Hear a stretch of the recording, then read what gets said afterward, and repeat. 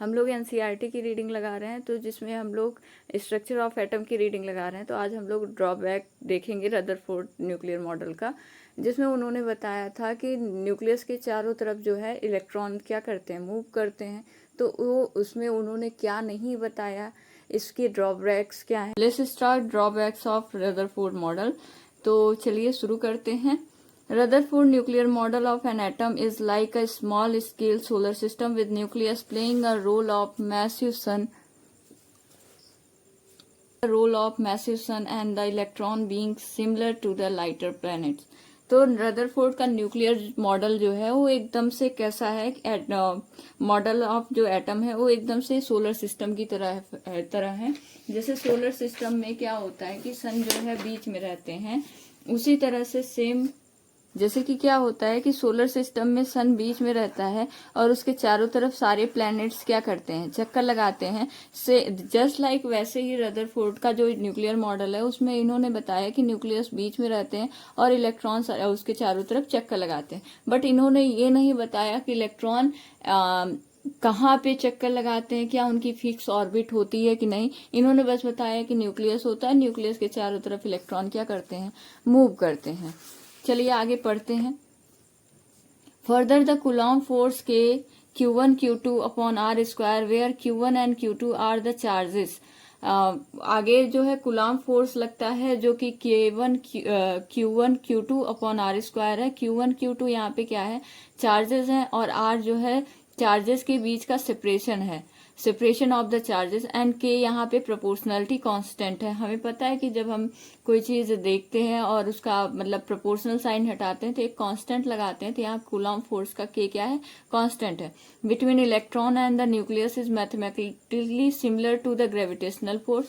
तो यहाँ पे जो फोर्स लग रहा है एकदम से ग्रेविटेशनल फोर्स के सिमिलर ही है। जैसे कि हमने यहाँ पे जो चार्जेस के बीच में जो फोर्स लग रहा है एकदम से ग्रेविटेशनल फोर्स भी इसी से ग्रेविटेशनल फोर्स से ही तो कूलॉम फोर्स डिराइव किया गया है। तो जैसे ग्रेविटेशनल फोर्स लगता है दो मास के बीच में, जो फोर्स लगता है अट्रैक्शन फोर्स, उसे ग्रेविटेशनल फोर्स कहते हैं। तो यहाँ पे दिया है G m1m2 upon R square, where m1 and m2 are the masses and r is the distance of separation of masses and g is the gravitational constant। जैसे हम देखते हैं कि अगर दो मास है, दो पॉइंट मास है और दो पॉइंट मास के बीच में m1 m2 मास ले लिए और इन मासेस के बीच में जो डिस्टेंस है उसे r ले रहे हैं, तो इसके ऊपर कितना फोर्स लगेगा, ग्रेविटेशनल फोर्स। तो ये फोर्स जो होता है डायरेक्टली प्रोपोर्शनल होता है मास के और इनवर्सली प्रोपोर्शनल होता है आर स्क्वायर के।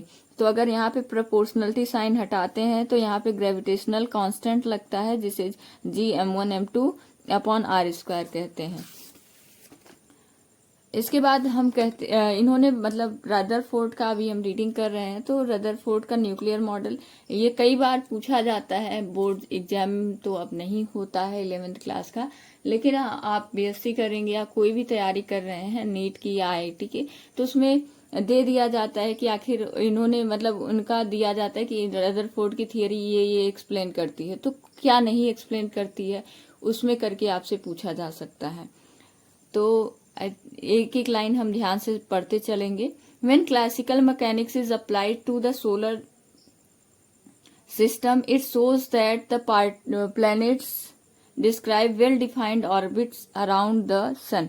जब क्लासिकल मैकेनिक्स सोलर सिस्टम में लगाई गई तो इसमें पता चला कि प्लैनेट जो है वेल डिफाइंड ऑर्बिट में सन के चारों तरफ चक्कर लगाते हैं। जो उसमें बताया सन के चारों तरफ जो प्लैनेट चक्कर लगाते हैं वो वेल डिफाइंड ऑर्बिट में लगाते हैं, उनका पाथ एकदम वही रहता है, जिस उनका पाथ फिक्स होता है। The theory can also calculate precisely planetary orbits and these are in agreement with experimental measurement।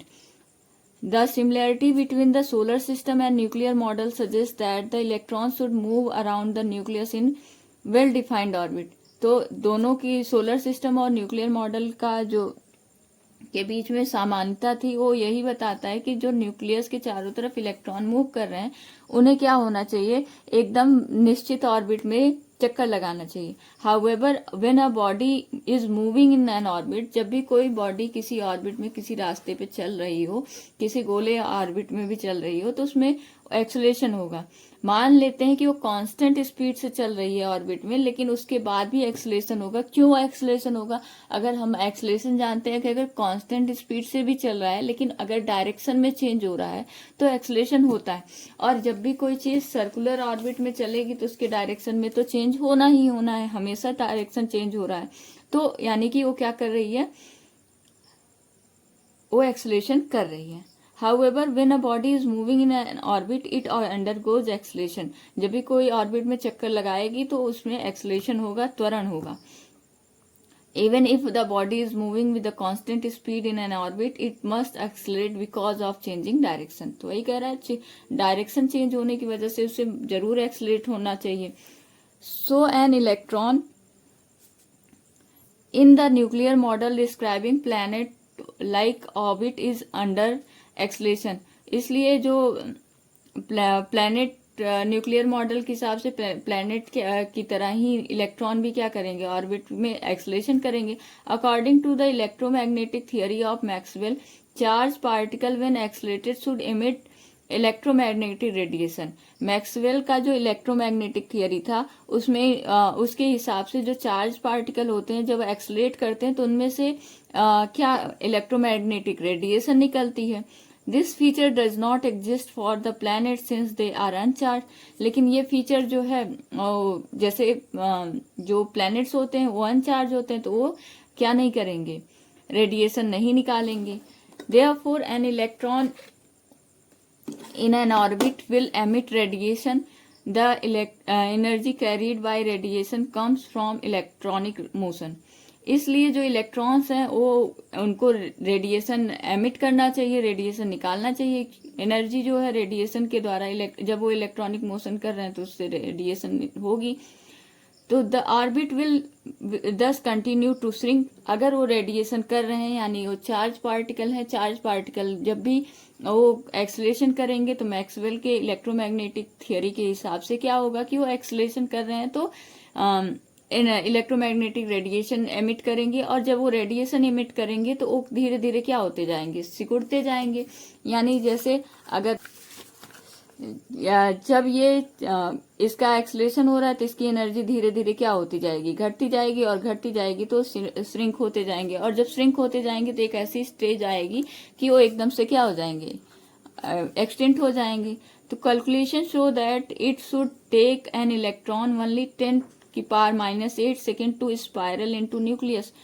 तो ये कैलकुलेशन बताता है कि अगर वो रेडिएशन करेंगे तो उनको न्यूक्लियस तक आने में, स्पाइरल होने में केवल 10⁻⁸ सेकेंड लगेगा, यानी 1 सेकेंड का भी बहुत ज्यादा कम हिस्सा।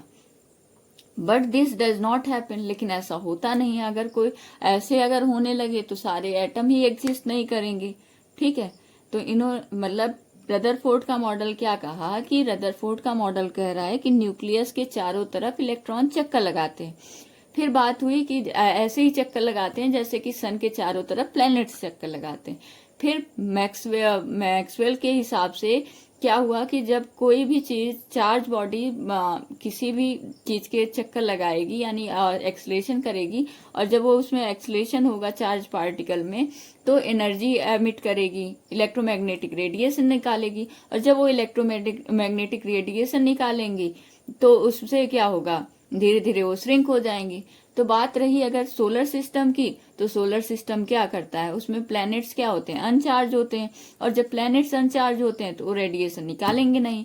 लेकिन इलेक्ट्रॉन तो क्या है, चार्ज है, यानी वो रेडिएशन निकालेगा। और जब वो रेडिएशन निकालेगा तो श्रिंक हो जाएगा।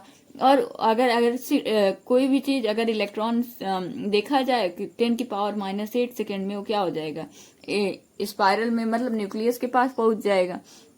लेकिन ऐसा होता नहीं। दस Rutherford model can not explain the stability of atom.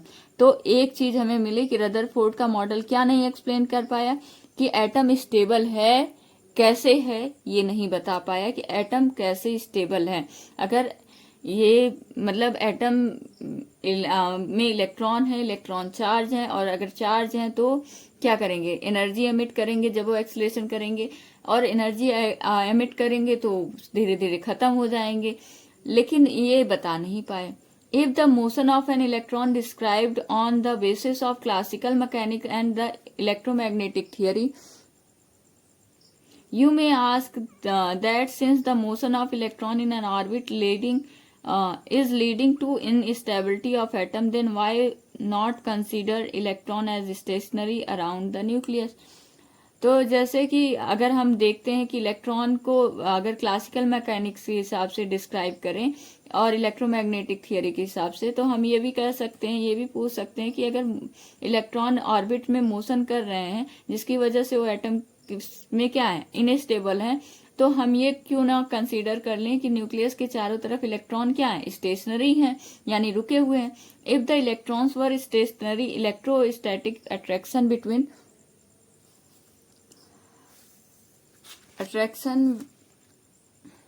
between the dense nucleus and electron would pull the electron toward the nucleus to form miniature version of Thomson model of atom।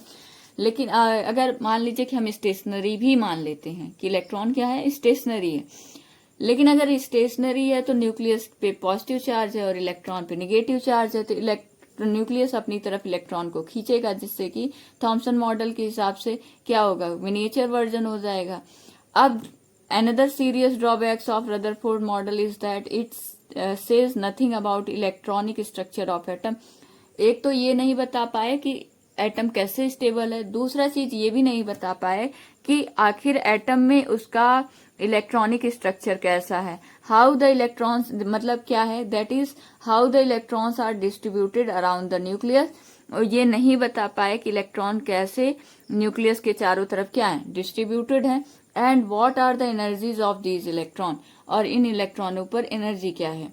तो ये दो serious problem, मतलब दो चीजें ये नहीं बता पाए, दो ड्रॉबैक्स थी। पहली कि स्टेबिलिटी ऑफ एटम नहीं बता पाए, और दूसरी कि इलेक्ट्रॉनिक एटम की इलेक्ट्रॉनिक स्ट्रक्चर क्या है, यानी कि एटम जो है, इलेक्ट्रॉन्स जो है न्यूक्लियस के चारों तरफ कैसे डिस्ट्रीब्यूट है, उनकी एनर्जी कैसी है, ये सब चीजें नहीं बता पाए थे। नेक्स्ट वीडियो में हम लोग development leading to the Bohr model of atom पढ़ेंगे। आई होप आपको समझ में आया होगा। अगर समझ में आया हो तो please like, share and subscribe. और अगर मेरे अंदर कोई कमी है, तो कमी तो बहुत सारी है, आप कमेंट सेक्शन में बता सकते हैं। Thank you.